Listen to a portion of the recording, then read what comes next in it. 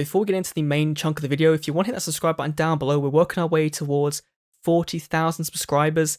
Zexal is coming soon, so if you want to stay up to date on all the newest Zexal World news, rumors, leaks, discussions, that kind of thing, hit the sub button because we are one of the only channels really that are covering this in as much content as possible. So yeah, subscribe, enjoy the video, and let's talk about Zexal World coming to Duel Links and what we think's going to happen, because I'll just warn you now, this video is kind of a mess. Enjoy. Hey, what's up guys, Brad here. So today I'm talking about Zexal World and Duel Links and my kind of predictions and thoughts as to what we're going to be getting on day one, because I've had that question posed to me quite a bit over the past couple of weeks. People asking, what do you think the characters are going to be? What do you think the level cap's going to be? What do you think the Ace Monster box scenario is going to be? And I think it's a very complex question because we haven't really seen Konami do the whole locking a main character ace behind a box thing for a year now. And we've been used to Dark Dimensions World giving us a taste of what that's like, having those ace monsters back as free-to-play cards, but going to Zexal World they might be a bit, reluctant again to give us things like Utopia and Photon Dragon. Those two I think are the big ones that kind of justify them putting them in the main box. I think those are the ones that will be.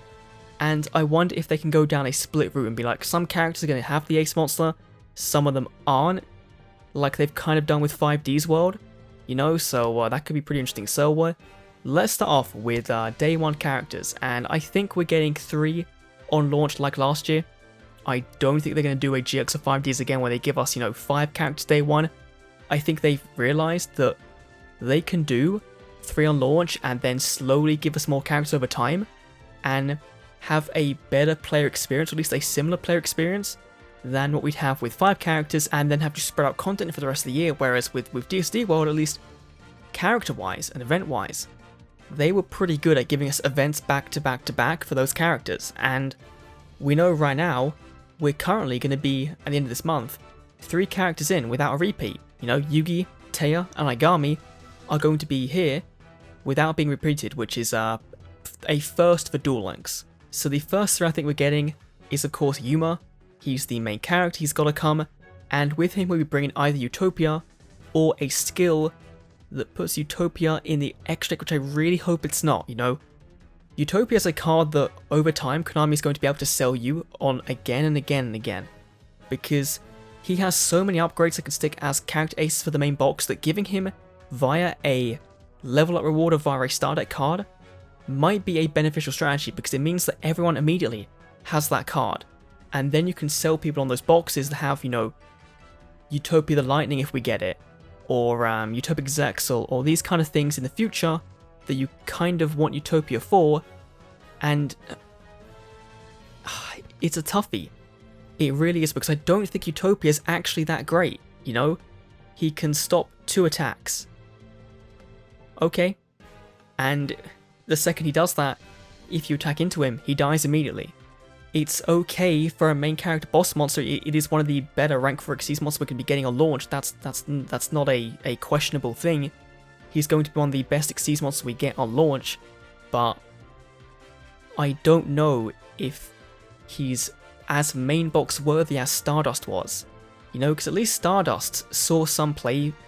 This card will see play for an insane amount of time. And that's also a reason to put him in a box, because Konami can keep making money for time and time and time. It's a bit of a weird one, because I think Utopia is like the odd one out for launch, because I think the next character we're getting at launch is Tori as our mainstay female character, and she doesn't exactly have the best Xyz monster. She has Fairy Cheer Girl, again, rank 4 requires 2 level 4 fairy types, so it's not generic, it's kind of restrictive, and you can detach 1 Xyz material from this card to draw 1 card. It's okay stat line, it's not the best card in the world, it's not going to light up rank duels, so I think that Tori can come with this as her ace, and that can be fine, Similarly, I think the next character we're going to be getting on launch is probably Bronc. And he has Tin Archduke, a rank 4, requires 3 level 4 monsters, so it is a bit beefier than Utopia. Once per turn, around player's turn, you can detach 1 Xyz material from this card to target 1 monster your opponent controls and change its power position. So it's an on-call Paleozoic Canadia or Shield and Sword. No, Shield and Sword actually. It's a Shield and Sword for your opponent's turn, or your turn. Which, again, I don't think is that bad, because it is, this card specifically requires so much to get into it that I don't think it's worth doing. You know, it's a rank 4, requires 3 monsters, and it doesn't give you an insane amount of benefits. Like, sure, let me put my opponent's Dark Magician into defense mode, but it still targets, which means you can't target Cocytus with it.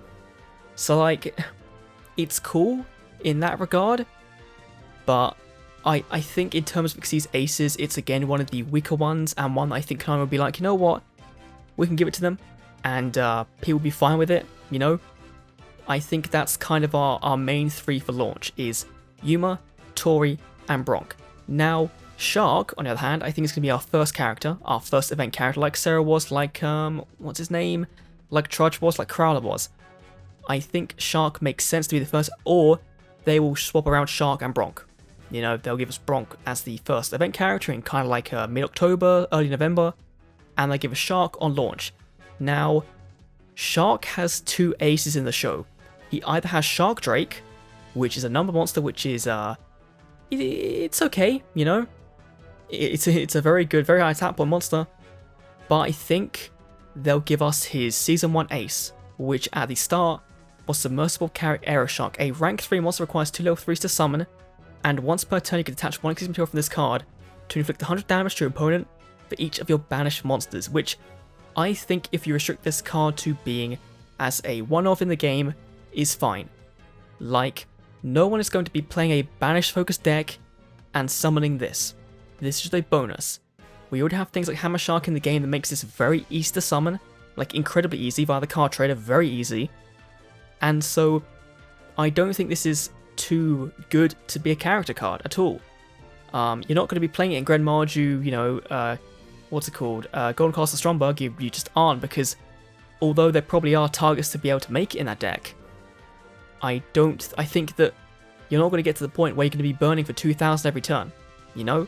So, it's a cool card, it's pretty good, and I think this card is definitely going to be coming over Shark Drake. I think Shark Drake they can put in a box and kind of sell to us, and this will be a good substitute, because we already have some of Shark's cards in the game via boxes or card trader stuff, so giving us a thing that works with a free-to-play card already will be pretty nice. And of course, all these characters will be locked at level 30. Now, I do think though, that these will be like DSD characters, in that their 30 levels will be 30 levels of actually somewhat decent stuff. Their gauge drops will be somewhat decent, and they won't be as bad as 5Ds was, because let's face it, 5Ds was a shit show. Until we got to like Carly, and I mean Trudge was kind of okay, but even Jack was bad, Crow was bad, you know, Akiza was bad. They had some cool skills, but their reward cards, their gate cards, they were terrible. DSD World at least bought things like Thunder Dragons, it bought Counter Gate, it bought a ton of other cool things that you wouldn't really expect to see, like Neoblast Armor Dragon was a bloody, you know, a level up card at some point, but, you know, Deepies was on launch. So like, I think they will be able to do better with Zexal World than 5D's World, because I think they were worried out of the gate that Synchro Summoning was going to really mess this game up, and so they made it so that if you want to play Synchros you could, but they weren't the best deck. And DSD World, of course, they just kind of thought, you know what, let's go balls to the walls, give us Invoker, and, you know, do all that stuff. And I kind of hope they do the same this year, in that the new main box we get on launch, because it's going to be a main box, they're going to do it, you know they are. I hope it's actually nutty as hell. We get Phoenix Chain as a reprint, where Necro Valley was last year. It's either Chain or Stratos, but I think Chain makes more sense for that slot this time round. We get that. We get, if they have to be Utopia in a box, it'll be the cover card. I think they will. I don't want them to, but I think Utopia will be the odd one out of these character aces, and they'll give us something else, you know. They might give us Gaga Magician as the character ace. They might put that in the box because it's a super rare, because they can. Like, I don't know. Yuma is the one I'm just like really struggling on, because Utopia is a card that throughout Zexal is going to be very important. It's kind of like Stardust, you know, in that it got loads of upgrades, but it got like 10,000 upgrades. And so part of me is like, Utopia should be a level up card, you know, whatever, you know, star deck card. And over time they can say, do we want to give them 2 copies? Sure. Do you want to give 3 copies now via tickets? Sure, we could do that as well, or via a alternate art card for free. That's my main thing, is Utopia. And if Utopia is a ace card in a character level up, then Konami did very good, you know? If it's not, then I think people are going to be mad, because they've gotten used to this 1 year of DSD giving us some genuinely good characters, like Taya has Witchcraft support, you know? That's pretty good. Yugi, of course, got kind of fucked, honestly. His character was one of the most biggest disappointments we've had so far. You know, they gave us Lord Guy in a box that came out 2 days after its unlock. Like, no. They've clearly, you know... I wonder who makes the box at Konami, really? Like, if there's like some different team that's like, you know what? Let's put these in the box, but one of them in the character unlock. But no, we're putting it in the box. Like, I wonder if there's that dialogue going on in Konami. And someone's got to lose out. And it's the players, because you can't get cards that are used in the anime for free.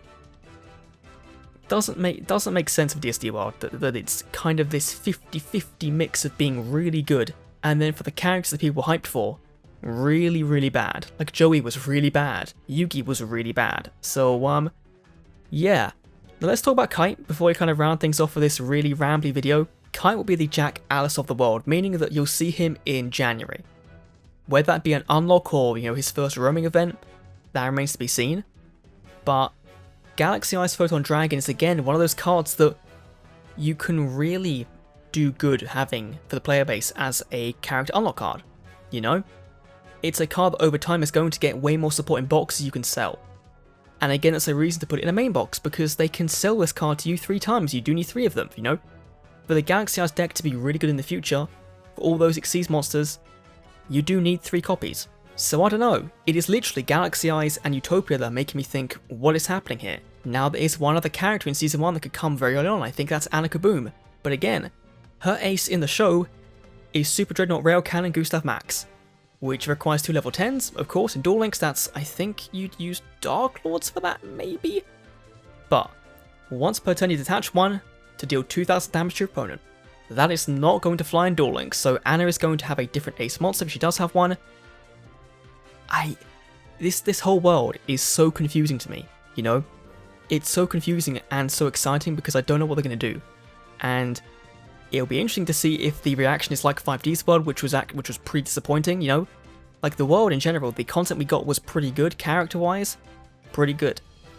The card rewards were terrible. DSD World kind of knocked it out of the park in having 3 very high quality characters, if you include Skull as being high quality, as well as, you know, the Sarah event so early after that, and then the unlock.